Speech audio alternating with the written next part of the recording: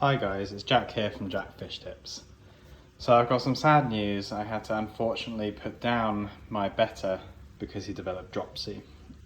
So dropsy in a betta is a sign of multiple organ failure. It's a sign that the kidneys have now failed and they're retaining water, and so they start to blow up like a balloon.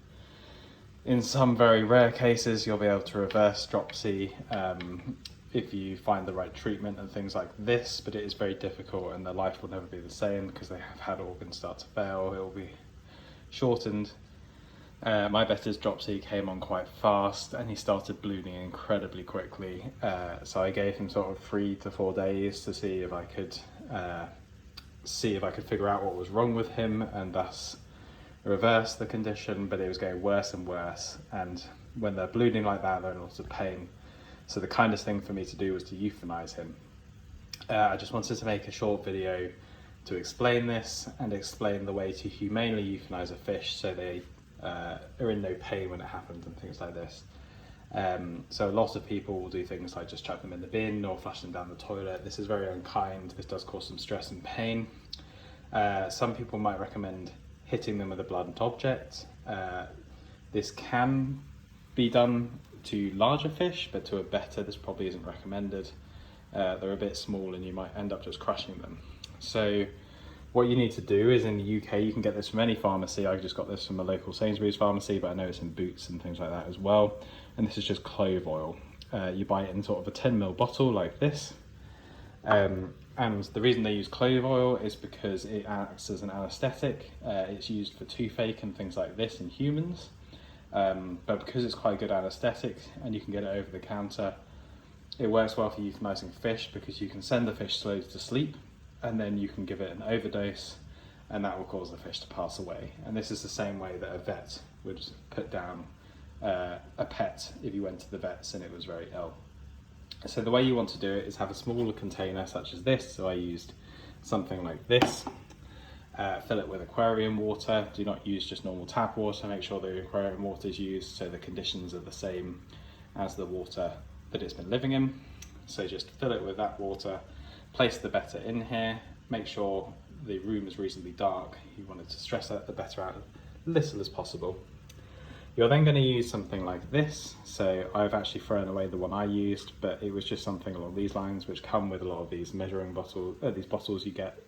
Just little measuring cylinders, and you're going to fill it most of the way up with water, and then you're going to add, I would say, 5 drops of this. That's what I added.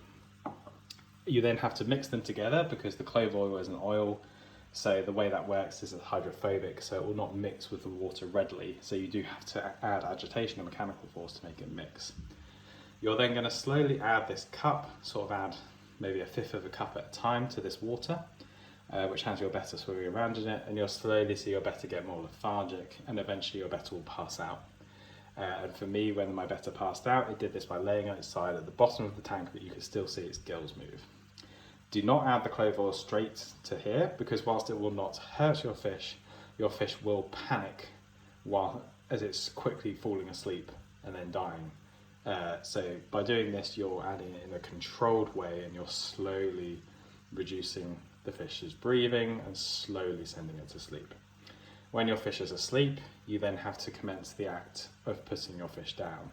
And to do this, you're going to once again fill this back up, but you're now going to add a lot more of this clove oil. So add 10 to 15 drops, and then add it again in sort of 1/4 of a cap at a time over the course of 5 to 10 minutes. And what you'll see is the gills slowly reduce their activity more and more. And you're basically looking for no movement in the gills over the course of 15 to 30 minutes. When you see that, your fish has successfully been put down in a humane way, and you can then dispose of your fish into a bin. I did this by putting it in kitchen roll, wrapping the kitchen roll up, and then placing it in the bin. I wanted to make this video so people knew how to humanely put down fish, and also were aware of things like dropsy and bettas, and that sometimes it just happens. Try and figure out why it's happened. Make sure after it's passed away that the rest of your fish are okay. Wait a couple of weeks like I have before adding new fish, because you don't want your new fish to suffer the same fate. So yeah, this is a little bit of a sad video, but I just wanted to make it to make sure people know how to humanely put fish down. Thanks for watching.